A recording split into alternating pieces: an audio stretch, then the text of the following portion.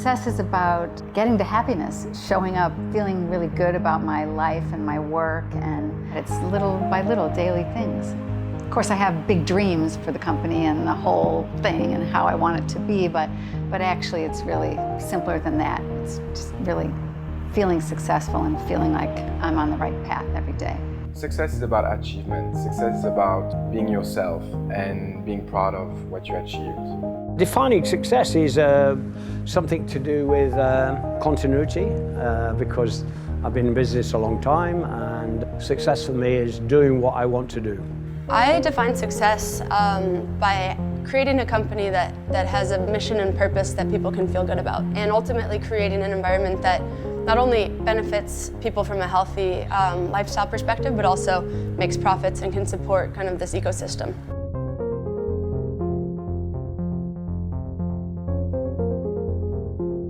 I would say all the big leaps or all the big successes in my life have occurred like directly after a very big failure. I have one story I'm thinking of from my early days when I actually produced a fabric.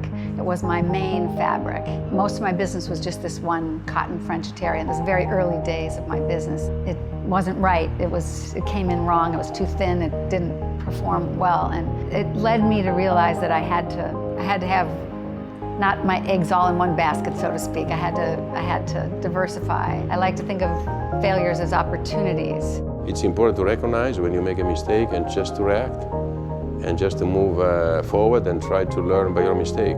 As such, I have to say, I haven't really failed in my business because I've been in the same job since I was 24 years of age. I used to be a racing cyclist, and I had a bad crash, so I suppose I failed in my dream to become a professional racing cyclist.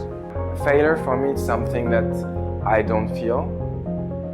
And it's not being pretentious, it's actually like thinking like, if you fall, you can always stand up, and there's a reason why you can fall. As my business partner always says, mistakes are just like paying tuition because we didn't go to business school, but the time that we tried to rebuild our SoulCycle website, we learned that even though there can be a lot of errors with technology, you can make up for it with human capital.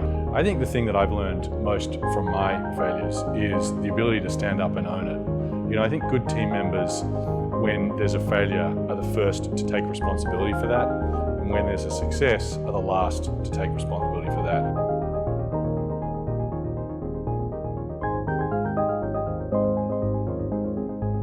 Surely I would put digital and millennial on the list, how to cope with them and how your brand should conform to this new reality.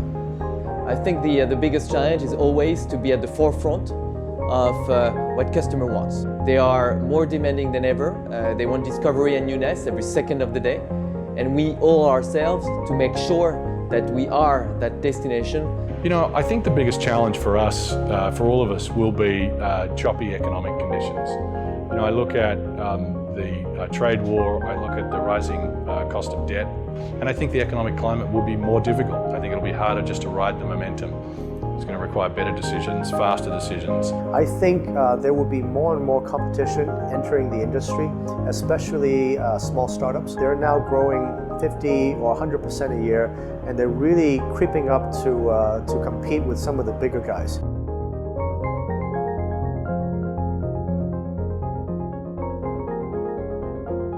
You know, I do want my company, which is my namesake, to live on. You know, like my children, to live on and thrive without me. You know, we're very much of a collective in the way we work. There's a defined kind of aesthetic. So I guess I'm trying to think of, you know, how do I set that up? I just want to keep my business going at the same level, and that will be an accomplishment after, I won't tell you how many years, but a long time. In the next few years, we want to build the next great activewear brand. Given that we're born online, we have a leg up in terms of retargeting and remarketing. So when you think of the big guys, we want to be right there up with them in the next few years.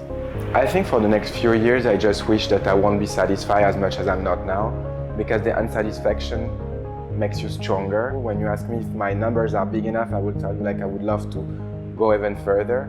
So I wish that Balmain will be more global, more international, being seen, being understood the way that I want to, and being timeless.